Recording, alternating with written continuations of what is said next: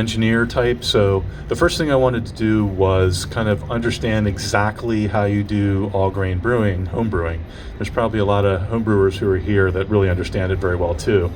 I won't go through the whole process, but basically it involves using raw barley that you're gonna crush, and you're gonna mix to your recipe.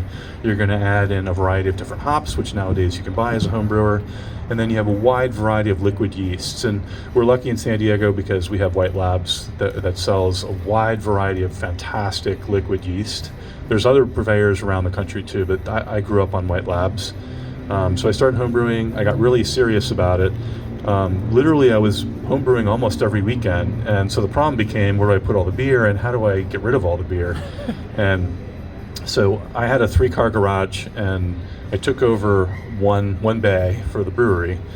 And so if you can kind of picture this in your head, so I had, a little rolling brewery, which you guys can see. I can show it to you in the back sometime, but it made 15-gallon batches. I probably had 150 little 5-gallon kegs, and I had this giant chest freezer that I used as both a table as well as a place to store kegs. It was a stainless one. We just gave it away a few weeks ago. And then I had 2 other chest freezers. So I had all this stuff. This whole garage bay was completely filled up. And I was brewing and brewing and brewing. And then I started having this problem that I had all this beer that I didn't have enough friends. I felt really bad about this. So I'm thinking, what kind of neighbors live next to a guy who makes this much beer and aren't sucking up to him? So clearly I was not living in the right place, and I realized, it's really their fault, it's not mine. So literally at my house, you could come by during 2009 through 11, and I would have 18 beers on tap, and all different types from around the world.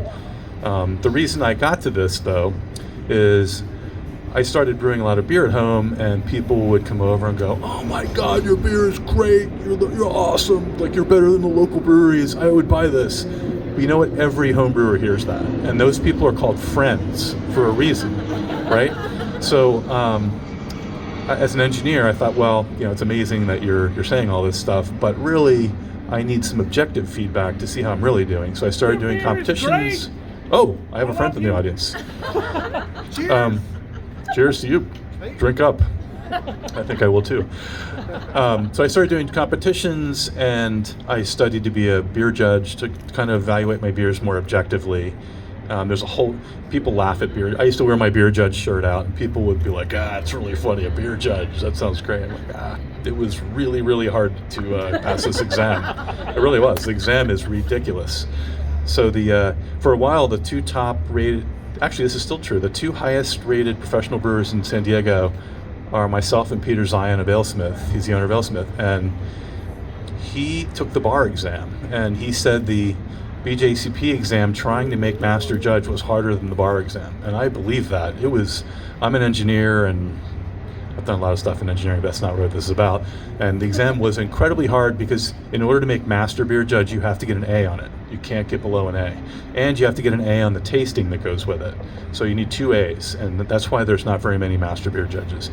But I totally digress. So I did all this stuff about doing competitions and judging just so I could get objective feedback from people that was blind. They didn't know, this is Paul's beer, it's rad, I want to drink this. It's all just a bunch of little cups on a table, in the back of some brewery. It's probably cold out, they're all wearing jackets and stuff. So I started winning a few medals, and it was kind of surprising. And then I'm going to fast forward through a lot of this. So from 2008 to 2011, I won a lot of medals, like 300.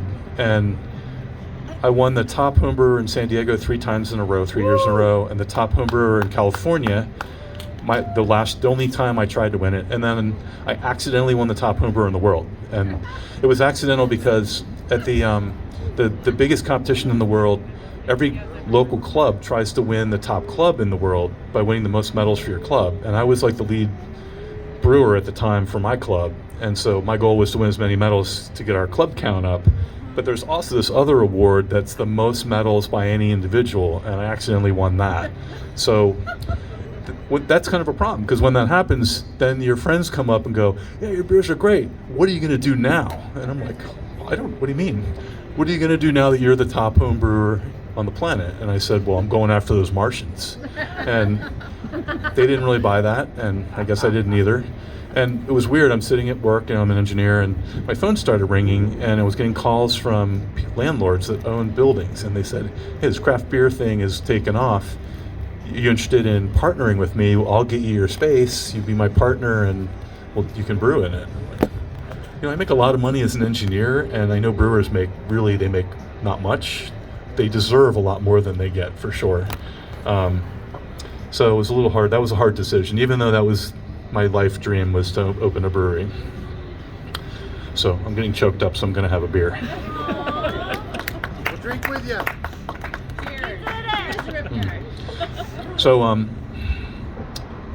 along came I used to have a lot of brew sessions at my house where I would invite like a ton of people to come over, and they would cover my driveway.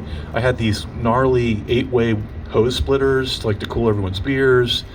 I did a bunch of, you can actually find it if you go on YouTube and you look up Big Brew 2011, Big Brew 2010. They were both at my house, and you can find the whole video. You can see my house and all the people brewing my beer. So, I used to do a lot of that because part of it was because they would drink my beer. It would be on tap while they were brewing, and that would kind of help me get through those so I could brew a new batch of that beer, which I really wanted to.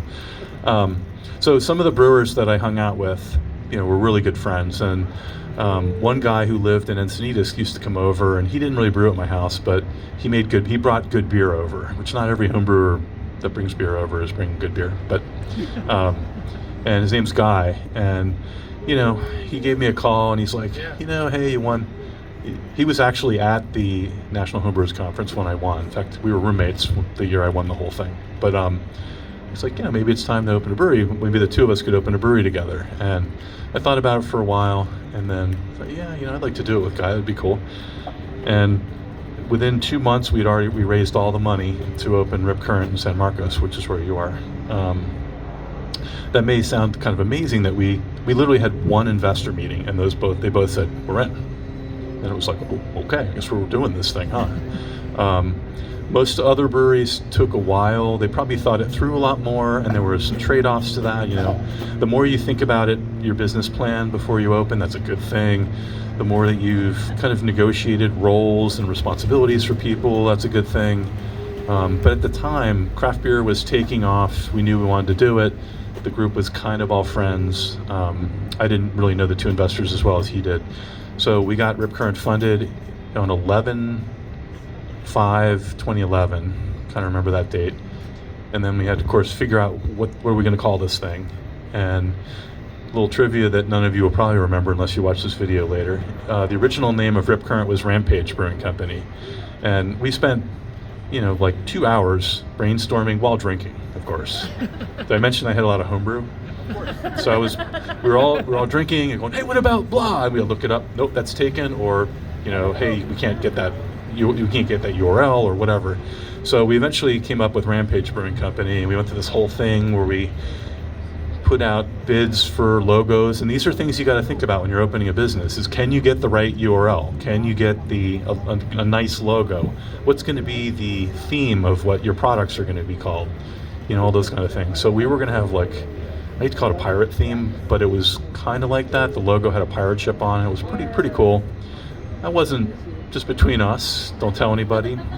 I wasn't really sold, but the three other guys who were less drunk than I was convinced me to go along with this. So, okay. And then, we looked around all over the place for a space, but we really wanted one that had the feel of a retail location despite being wholesale. And so if you're a brewery, you have to be in industrial space. You have to be either in light and heavy industrial space, and this is all zoning. So you have to figure out, okay, I want to be a brewery. Which town am I in? What are the zoning laws for where a brewery can go? And so in San Marcos, that's light industrial, which means, no, you're not in the shopping mall across the street, which we couldn't afford anyways. It'd be really expensive per square foot. But we found this spot, and it's right on the end. It has a lot of windows. It kind of has a retail-y kind of feel to it. The thing we knew we wanted to do was have a bar where customers could look over the bar and see all the pretty stainless equipment and get a sense for I'm at the place where this stuff's being made, because that's the exciting thing about coming to a brewery. So we found this space. We were all pretty happy with it, and it took probably 6 to 8 months of negotiating with the landlord to get the lease signed, and most of that time was waiting. Did we get an email from them? No. Nope. Should we look at another place? Well, we kind of like this place. No, okay. So it was a lot of waiting. Finally, we got through and we got this space, and it took so long that we're like, we don't want to do this again. This is way too long. It took forever. We wanted to be open in 2011, not waiting in 2011. So we actually agreed. So this is 5 separate suites. You can almost visually picture where the walls are, but they're 5 separate suites that have their own electric, their own water. And the company that was here before us was a printing company, and they had all 5 suites, and they had knocked out some of the walls, but not all of them. And we looked at the space and we thought, we probably need 4. We don't really need all 5.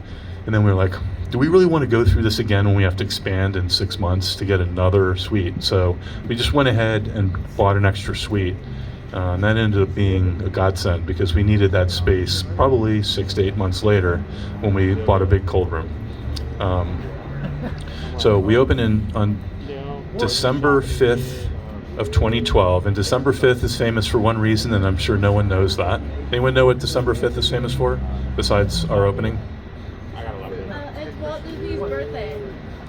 I didn't know that. Okay. It's Walt Disney's birthday.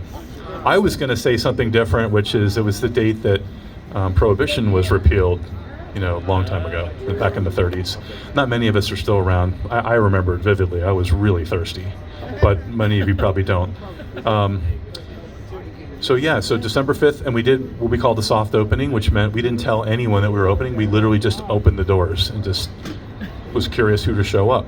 We were still trying to learn how to use your POS. So when you open a retail location and you don't have a lot of experience, you kind of need to talk to customers and get orders and have them cancel stuff and say, hey, can I buy this to go or that? And just to kind of learn your POS. You have to real world test it. And so that's what we did for the first week. We really didn't tell anyone we were open. Word of mouth got out. And by the end of the week, we were pretty full. And we had anyway. What's that? I said I found you anyway. That's right. And some of you haven't left yet. You're still here. That's right. Yeah, so we had 3 beers.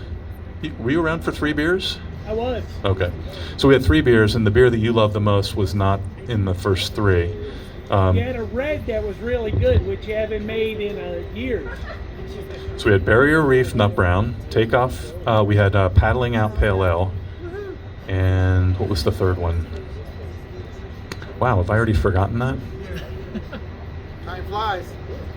Wow, time does fly. I'm going to blame the beer for that. I don't remember what the third one was. And then we did the 5th or 6th. The 6th beer was, actually the 5th beer was Rescue Buoy, which is on tap today. And that's a beer that we just haven't been able to get on tap very often. Oh, good, you're drinking. That's what I have too. That's why my memory is, slipping. It's a good way. But it was the 6th beer that was the really important one. So we opened in 2012, but we could not get hops because there was this huge hop shortage and we were too new to have a hop contract. Our hop contract started in 2013.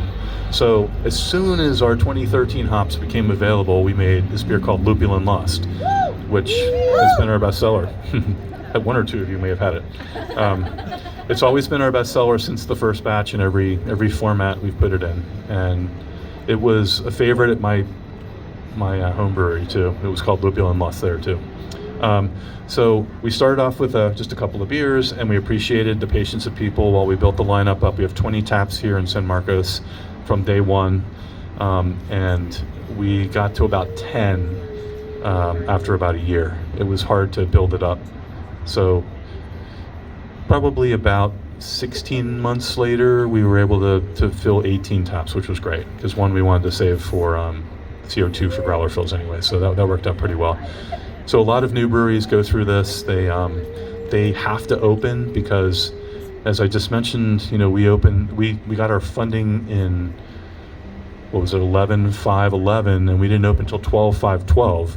So that's a long time where you have no money coming in and you're paying stuff like every day. All these bills come in, so you just kind of have to get open. So you have to prepare for that.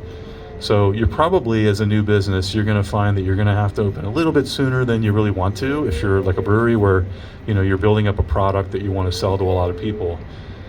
I wanted to have 5 beers on tap when we opened, and that would have been another 2 weeks. So we couldn't do that. But really what happened was we were all really excited to be bartenders. All of us were engineers and stuff, and we're like, oh, we're going to pour beer for people. It's going to be great. And we got the ABC letter in the mail, and we were all here working on things, and we're like, okay, that was the last piece of paper we needed. Oh, I take it back. It was the letter for the occupancy permit from the city. We got it, and we're like, wow, we're allowed to have people in here. Who wants to pour beer? We're like, all right, doors are open. So that was the main reason we opened on the 5th. So yeah, it's been a long journey since 2012. Back in those days, we were probably the 60th brewery in San Diego County. We've been over 120 for a long time. But more importantly, so our original business model was not to be a distributing brewery, but to be one focused on tasting rooms and try to open 5 tasting rooms, so we could cover a good part of Southern California, probably Orange County and San Diego County, and we would do that incrementally as they paid for each other. And what happened was, about 2 years later, we opened 3 years.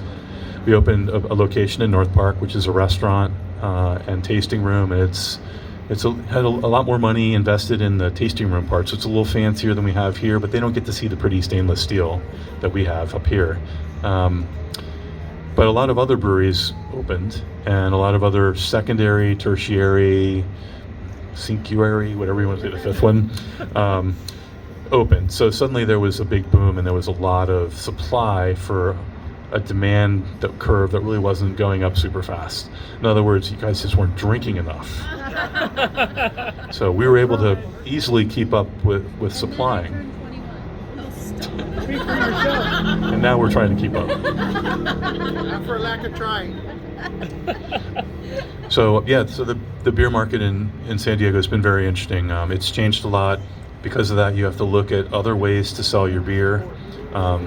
If you look at the business of making beer, the goal is to make enough beer that the price per a pint of what we have to put in ingredients and the glass and the cleaning and the bartenders and the rent and this and that, there's plenty of profit margin there to cover the brewers. I mean, like every time you drink a glass, I don't even know if the brewers are around, but they really should be walking around thanking you, because there's like a couple pennies in every beer that's going to pay for them. Any brewers out here? I don't see any. Thank you. But they should be thanking you, for sure. So the beer business is interesting. There's different models. So kind of from a business point of view, historically going back way before we opened, a lot of the big breweries you see, the way they made their money was they had giant tanks. They sold huge amounts in 12-ounce bottles, and they would blanket the biggest area they possibly could, and to sell as much as possible. And maybe they would make 10 cents out of a 6-pack of profit. But if you do that enough times, you can build a business out of that. And that obviously is the case, because I'm sure all of us have been to a lot of the bigger breweries who are around here. I mean, we have bigger craft breweries here too. I'm not referring just to big beer. Big beer, they probably make a nickel on every 6-pack, but they sell so many, it adds up quick. That's one business model. You can go that way. Or we were trying to go the other way, which was every glass is going to cost us a lot more money, and we'll make good money when you come and drink with us. But if you buy cans out of one of our wholesale accounts, or if you go to, I'll mention Sublime because unfortunately they just recently closed. That way I'm not plugging a single ABC retailer, which is something I'm not allowed to do because they're closed. ABC, if you're watching, they're closed. So if you went and bought like a pint from them, we make almost nothing on that. I mean, we make like a penny maybe if you bought a pint from them. And it's mostly to do with increasing your overall volume and selling more total volume. And then hopefully, if you went to Sublime to have their amazing mac and cheese, they're closed. And you went, hey, what's this Rip Current thing? I'm going to, I'll try that. And then, oh, the bartender says, yeah, they're just right down the street. Maybe you'll come see us. And that's what really is keeping us alive. So really, it's all the stuff you guys do that's the only reason we can continue to operate, is people coming to our tasting rooms. It's all about that. And we definitely encourage you to get beer to go from here. We do make a little bit of money on that. And if you see our beer on the shelf at a supermarket or something, I could tell you which ones to go to, but unfortunately, that would be an ABC problem. But feel free to buy them, because if you buy it and it circulates through, we can sell them more, and so the penny we make, turns into dollars, So it definitely helps us every little bit. And this is not just about us. This is every small brewery that's our size in San Diego, at least, and true for other places as well. We really, really live and die by your purchases, so it means everything to us. So thank you for that. Appreciate you, man. Cool. So kind of back to Rip Current's story. We opened in 2012. Our goal was to make the same recipes I made as a home brewer that won all these medals kind of all through the country, and hopefully we would be able to reproduce them, and then we would do the same thing. We would enter commercial brewing competitions to prove that these were the best or better versions of a certain style. So like, I'm sure that you have friends that like love IPAs from one brewery, and you have another brewery that claims they make better IPAs, but it's totally subjective. Yeah, how do you figure out whose is really the better one unless it's blind? They're not your friends, they're not in your garage, that whole thing. So again, we went with competitions, and in 2015 we won the top very small brewery in the country at the Great American Beer Festival. That meant a lot to us, because that was the equivalent of top home brewer in the world. And that hasn't been duplicated anywhere else. And so we've been very fortunate. We've won a lot of medals at the San Diego Fair, the LA Fair, California State Fair, Great American Beer Festival. Those are the ones we really focus on. We do a couple other ones too. But we're trying to make the best versions of different styles. You see me up here drinking dark beer. I'm sure a lot of the people who are watching this, wouldn't think about drinking a dark beer. They want their IPAs. And that's what the best sellers are. But there's times of the year where a dark beer is just absolutely amazing. So I want to encourage you to try that. So in 2015, we were the top very small brewery in the country. We won a bunch of medals. We have some cases to show. That allowed us to experiment more with more unusual styles. So it's always the trade-off that, hey, we want to make like a Scotch ale, which if you haven't heard of Scotch ale, it's like a Scottish strong. They're really amazing beers. They're about 10%, kind of caramelly tasting, very smooth, easy drinking. But they're not big sellers. So if you make one, you're going to have it on tap for a while, because people are coming in, they'll try one of those. There's a couple of you out here I know who are big Black Lagoon fans, and then they'll go back to Lupulin, or they'll go back to another IPA, and that's fine. You just have to plan your business around that certain beers are going to be around for a while and certain ones are going to rotate, and you have to balance when you're going to brew the ones that are going to be around for a while with the ones that are going to constantly rotate. So these days, back in 2015, there was no hazy IPAs.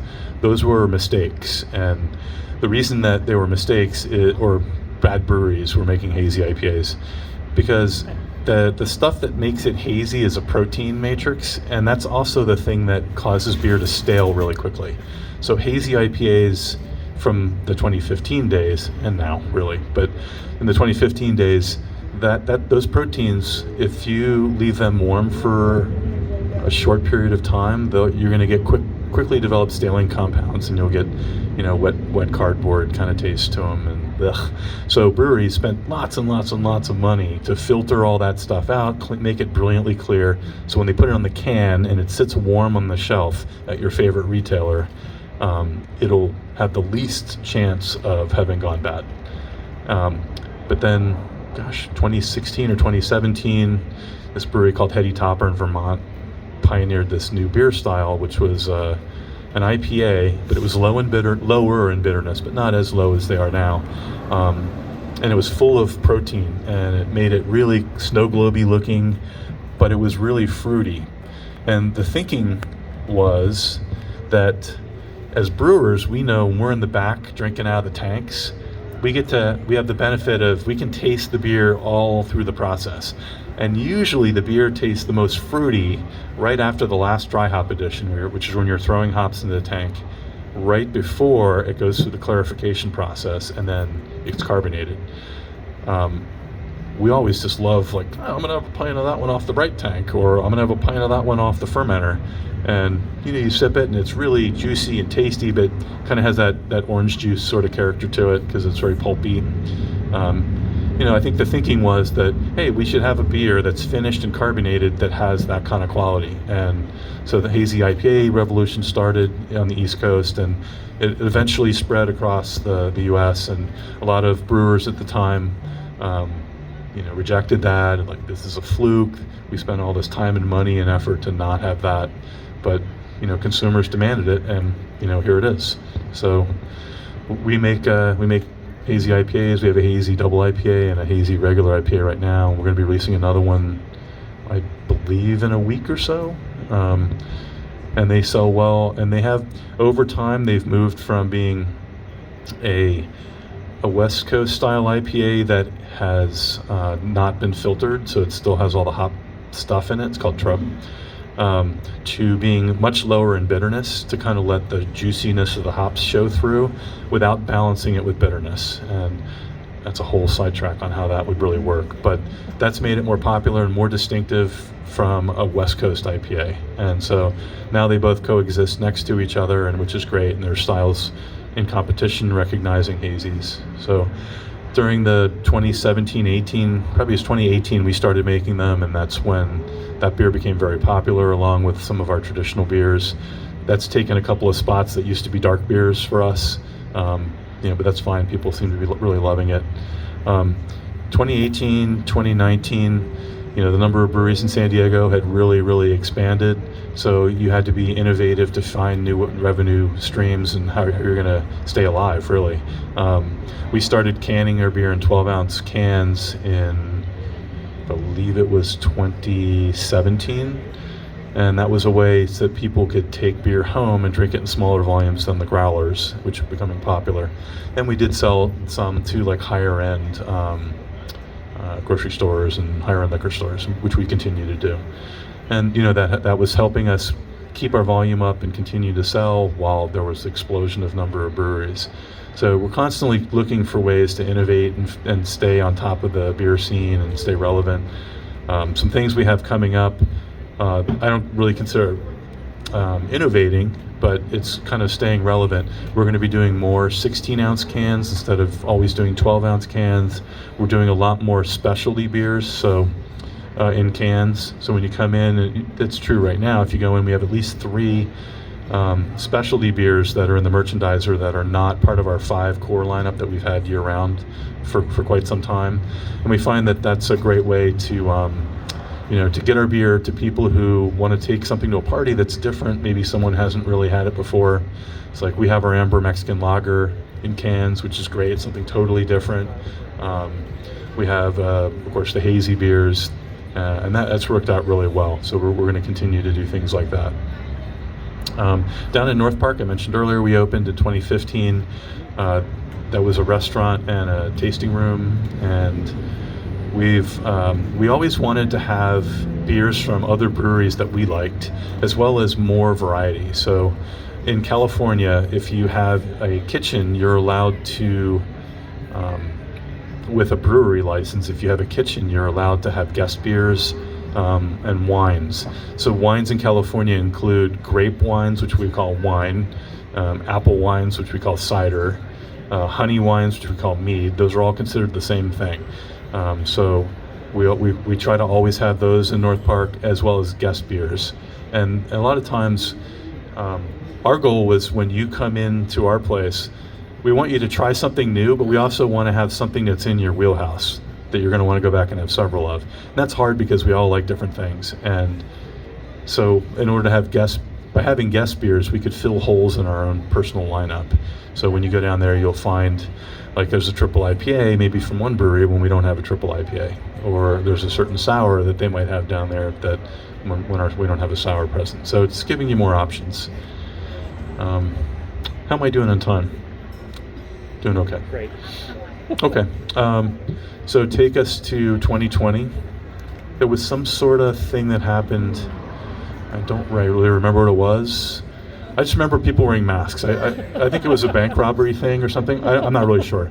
But there was something that happened that the government told us, you can't be open inside, you can't be open. You can only be open outside, not inside. You can't be open outside or inside. Then you can be open outside. Oh, and maybe you can be inside. No, not yet. And so we're constantly like creating patios at both locations because we have to have some way for you to come here and drink. Because I remember I mentioned that that's the basis of how a brewery our size makes any money.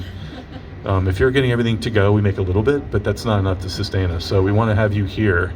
We want you to be safe, of course, and I'm glad we were able to do patios. So both of our locations have patios. I'm standing on our new patio outside right now with the screen behind me. So we did all that, and whatever that thing was, the bank robbery thing, once that was over, or kind of over, we were able to be outside and inside, so we can have more people, which is a great thing. And so we're really happy to have everybody back and safe, and hopefully we don't have any more Delta problems coming up, whatever that means. So we did lose probably a good 10, 12 breweries during COVID. We thought that because of that the total number of breweries in San Diego might drop down.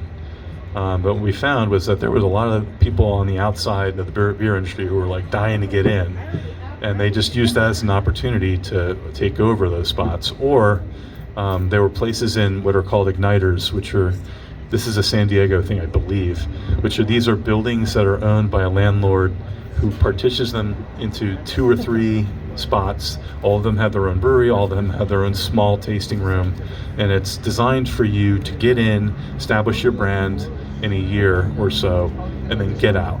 And if you can't make it after a year-ish, the rent's going to kill you and you're going to have to close. A lot of the breweries were there, ended up being there for 2 years, but quite a few of the igniters who survived, who prospered actually, their brands did really well, ended up buying some of the locations that went under. And like the one that just comes to mind, there's several, but Iron Fist in Vista, which had been around since 2007 or 8, they went under, and they were replaced by Pure Project, who was an igniter in the Miramar area.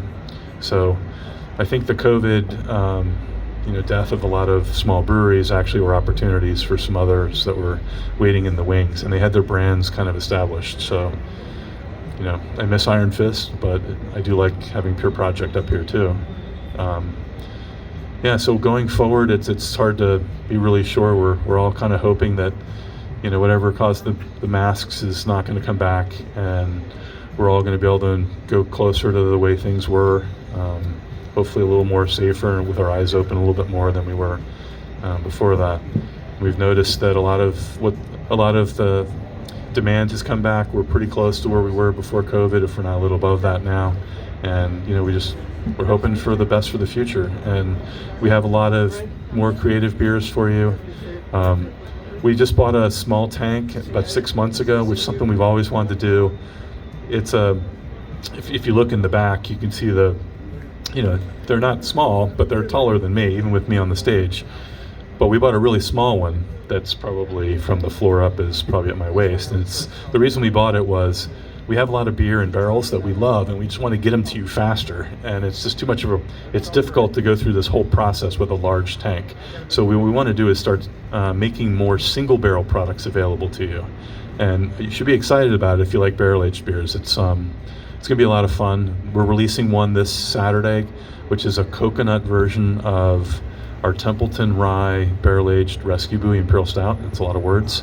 And that's the first of this new model. And the model's going to produce a lot of things. Another thing that we've wanted to do is have a porter, just a straight-up porter on more often. And so some of you like this beer called Hazardous Hazelnut, which is a chocolate hazelnut porter.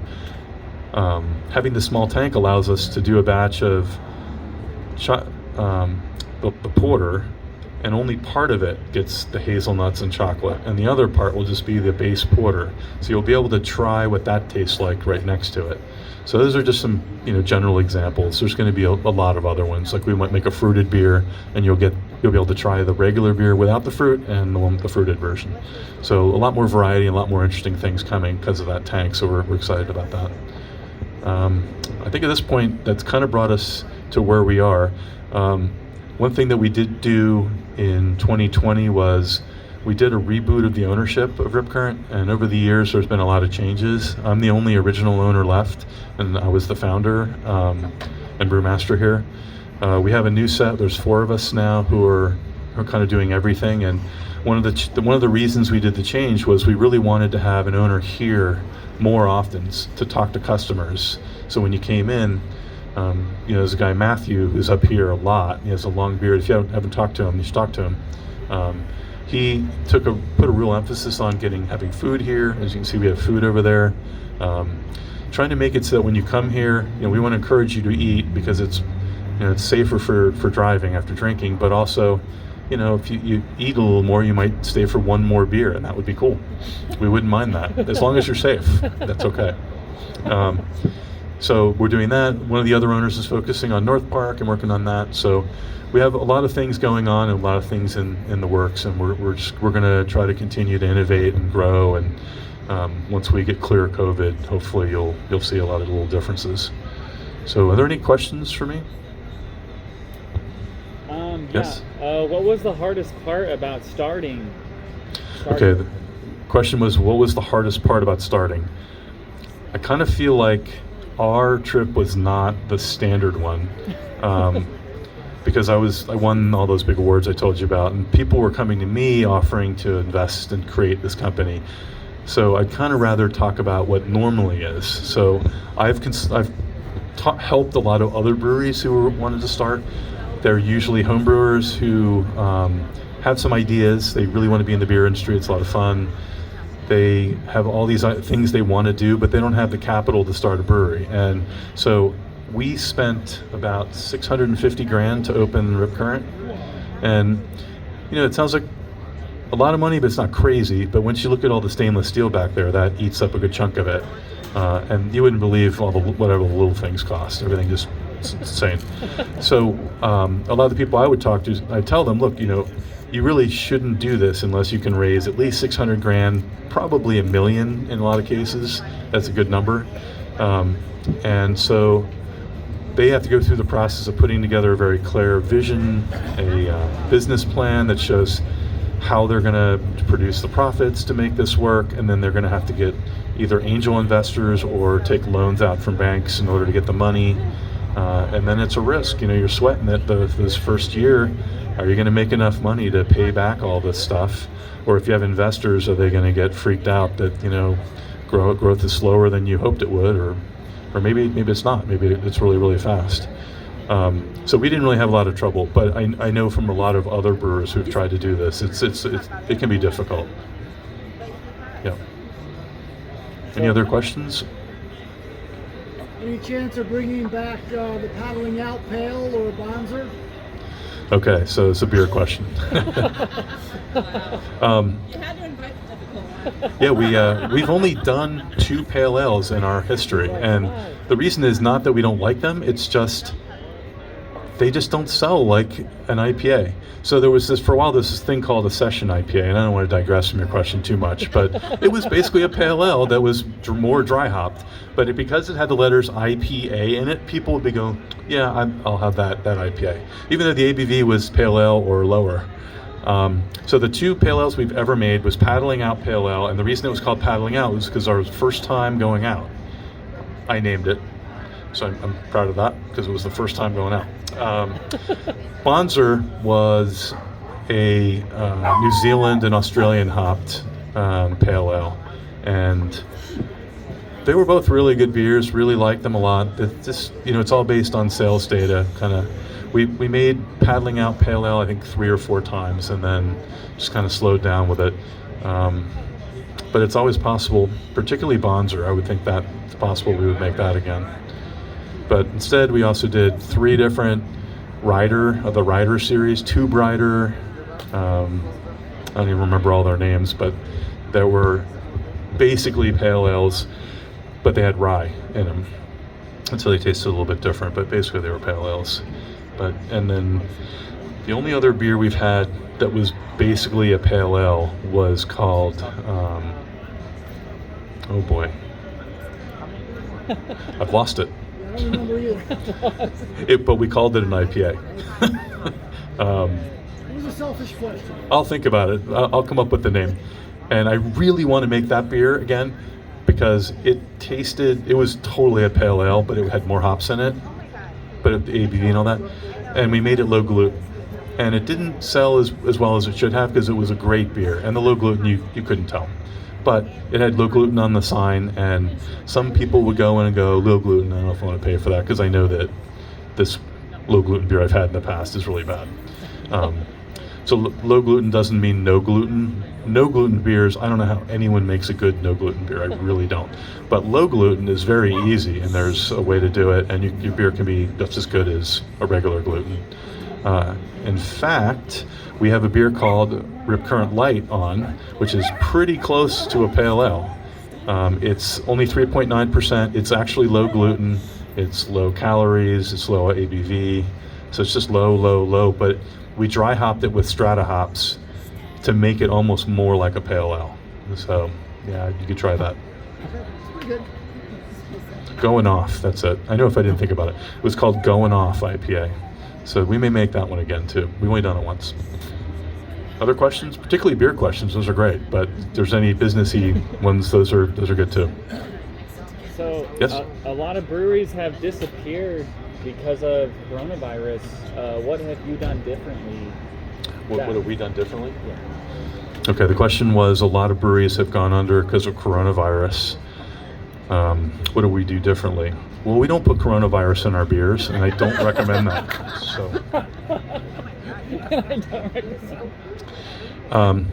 what do we do different? So that we completely redid our ownership during coronavirus. So that was an important part of getting through. We had to build patios out so that when we were allowed outside and not inside or out, we were getting thrown all over the place. We introduced the crowler, which is a screw cap crowler, so that more people could take beers home and they didn't have to buy a big metal growler, which I love the big metal growlers, but I know they've kind of fallen out of fad. We've increased the number of hoppier beers that turned over quicker, just to make sure that we weren't filling up our cold room with things that were going to move even slower because the tasting rooms are closed. We added an emphasis on to-go. We had to-go counters at both places. We didn't do deliveries, although we talked about it for a long time. What else have we done? I think those were the major things that we did. The biggest one was clearly the ownership reboot. That was an important part of it. Was there much beer that you couldn't get rid of when things slowed down that you just had to... Yeah, that's a good question. So one of the problems a lot of the breweries, particularly the ones that brewed in large tanks, is the question was, well, if they couldn't sell it, what happened to that beer? So for a lot of breweries, they dumped a lot of beer. It was a lot of sad days, stuff going, I can't say down the drain because I don't know how exactly they did it, but we were in this weird situation that it was March of 2020, and I've been following the coronavirus thing really closely going back into January, and I was really worried it was going to come and hit. And so we sort of slowed down our brewing a little bit. Also, January and February are the two worst months of the year for breweries. All these darn people that want to stop drinking in January, come on. Quitters? Really? Then you wouldn't do that. Yeah. So, I actually drink more heavily in January. thank God. So, yeah, January and February are the two worst months of the year for breweries. December is a really good month, not necessarily November, but we won't go into that. So we were in the slow it down a little bit period in January, February. I was very worried about COVID and causing damage to businesses. I thought we were going to be closed for like 5 months and that was going to be it. It was anyways best guess. And my partner at the time at the brewery here, he said, if it's 5 days, I'll be shocked. And I said, okay, get ready to be shocked. But we kind of slowed down to avoid that problem of having beer in tanks that we couldn't do anything with. I don't believe we dumped almost anything because of that. So we were kind of fortunate, and I hate to say we planned for it because nobody could plan for what happened, but We were dialing it back a little bit. I think it just happened that the beers we had in tank were ones that would last longer. So we got kind of lucky. There were a lot of big breweries that had problems. Now I will say that, kind of probably like Prohibition, people are still thirsty and still want to drink. It's just that everyone bought their beer in supermarkets and they stopped going to breweries because their taste rooms are closed. So a lot of the big breweries, their sales in supermarkets and liquor stores skyrocketed and offset their tasting rooms, so they were set. A lot of small breweries like us who had taste rooms and were counting on people coming in, we suffered during that time, so we just had to find takeout methods and trying to get more into market. So one of the things that you will notice if you look at supermarkets now, or if you go to more breweries, a lot more breweries that are our size and small, like around our size, now have canning lines, and that was a huge boon during the COVID time. The guys who make canning lines, we already had one that we bought in 2016 or 17, but lots and lots and lots of people bought canning lines, or they used mobile canning just because that was the only way they can get through their tanks. And literally at the very beginning of COVID, when everything was shut down, there were people panic buying cans and labels and just calling this mobile canning company in. I got these five tanks, I've got to can them up, I can't, otherwise they're gonna go bad. So they went way out of their way to do that. We didn't have to do that, fortunately, but it's a good question. Anything else? So where does the passion for, like how you started Rip Current, where does that come from? Okay, so my little slogan on Facebook that describes me is that I'm a guy who has beer in his blood, literally and figuratively. And I think that's true, because I seem like I always have a glass of beer next to me. But my great-great-grandfather opened one of the first breweries in the U.S. in this little town called New Ulm, Minnesota. The brewery is called Howenstein. There is one can here and there, and then there's some in North Park from my beer can collection from when I was a little kid. So I had it in my blood. For some reason, when I was 8 years old, I started collecting beer cans, and my mom and dad were okay with that. And it kind of became sort of cool for a while. And that hobby has blown up, and now it's on the walls at both locations. I've always been interested in beer. Beer in the days that I was little was horrendously bad. 70s, 80s beer. Have you had any of the beer from the 70s or 80s? Anybody in here? Come on, you have a shot. Oh, really? I don't know.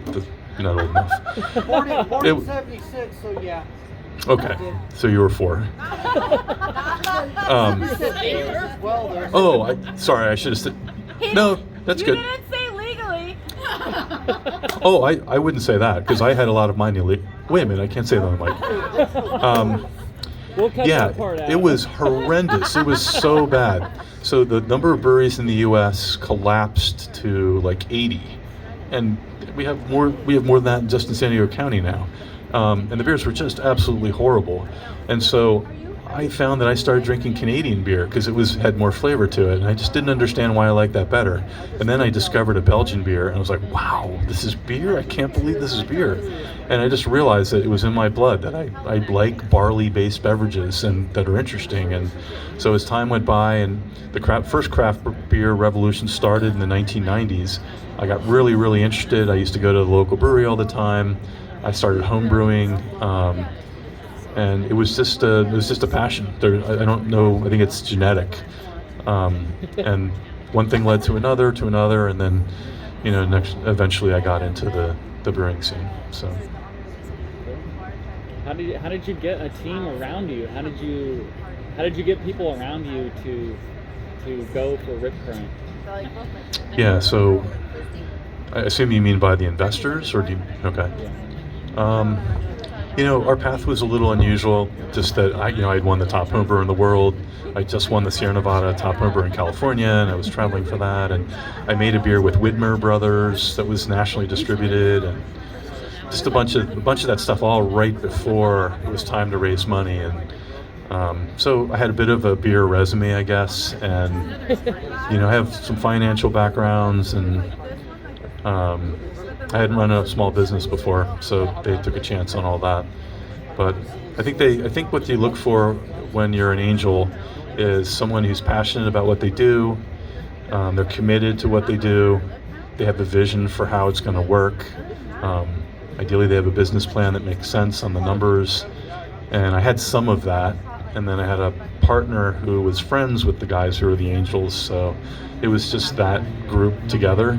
But over the years, we've, investors have come and gone, and we've had to recruit new people in. And in the end of 2019, is that right? End of 2019? The end of 2020. We had to change out a bunch of our owners, and so, that was all part of it. It's explaining the vision and what we've done well, what we haven't done so well, and just trying to get them to buy on to join us. What would you tell someone that is wanting to start and do what you did? That's why I just called them mom and dad. Okay, the question is, what would I tell somebody who wants to kind of do something along the same lines and open a small brewery? I would say I get that question constantly in the last 10 years, and the answer is always different. In 2020 during COVID, I'd be like, just don't even think about opening any kind of a business. Just, get your shot and be healthy and just stay away from people. Before COVID, if anyone can even remember, that's BC now for me. It's before COVID. I used to tell people, just remember, I know you're passionate about making beer, but really, if you're opening a brewery, it's a business, and you're going to end up having to run the business, and you'll spend more time doing business than the beer part. And that is true, and it's very sad, and people told me that before I opened, and it's very true. But at the time, we had such saturation in San Diego, I'd say find an underserved area and open there. And your best customers are going to live within 3 miles, live or work within 3 miles of your location. And that's what I tell people. And a lot of the people who are here are proof of that. They live right up the street. So Paul, what's the future going to be? It's like Belgian style. in the U.S. Here. Oh, here. Okay. Yeah.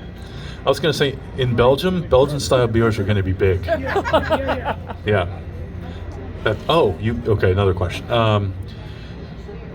So we're one of the only breweries in Southern California that I know that makes a year-round canned Belgian beer, the Belgian Blonde. And when we first opened, we had no idea that we were going to be able to do that, but I love that idea that we could make a year-round Belgian beer in a can. It's so exciting.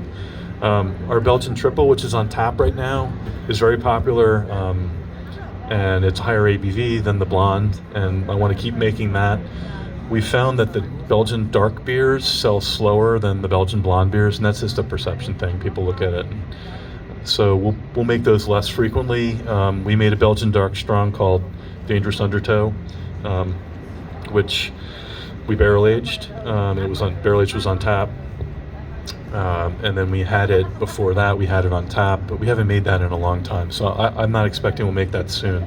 We've also made a Belgian double, which is kind of it's almost half the ABV of the Belgian dark strong, maybe not half.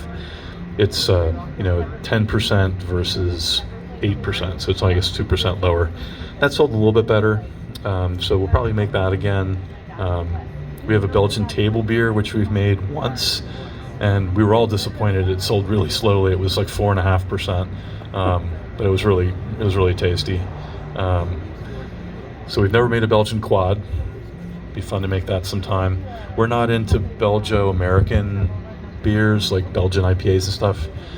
Even when I go to Belgium, I don't really like those very much, so we probably won't do that. The phenols that come in Belgian yeast and the hops together, I just don't love that. So yeah, it's kind of a broad map. So I would expect to see a lot more blonde, more triple than you've seen in the past, because we just love it so much. And then perhaps we've made a Belgian pale ale. it wasn't a table beer. We made a Belgian pale ale. I don't know if we'll do that one again. At some point, we'll do Belgian dark strong again. So it's just a matter of when, and then later. Cool. Nice. Yeah, the people who love it, but they're just not enough of you. Or you need to drink more. Just need to drink more. Yeah. Any other questions? No? Thanks so much for coming, and hopefully you got one little nugget out of this. If not, you know, you can follow me up to the bar and ask me a question, and maybe I have something. Cool. Thank you. Thanks, Paul. Thank you, Paul. Thank you, Paul. Rip Current is the place to be. We are Innovate San Diego. I remember my first experience with Rip Current. I was a student at Cal State, The whole room. and this was the place to be. And this is back in 2015. So, like I said, Rip Current has grown their reputation here in San Marcos, California, and we are so grateful for Paul and the team that makes everything happen here. So thank you guys for coming out, and we support all local businesses. Today we had Paul on. Next month we are going to have a different small business owner up here telling their story. So thank you guys for coming out and supporting Innovate San Diego. So we will see you guys on the next episode. Thank you. Good job, Paul. Who knew? We do all those little Who knew you were such a good speaker?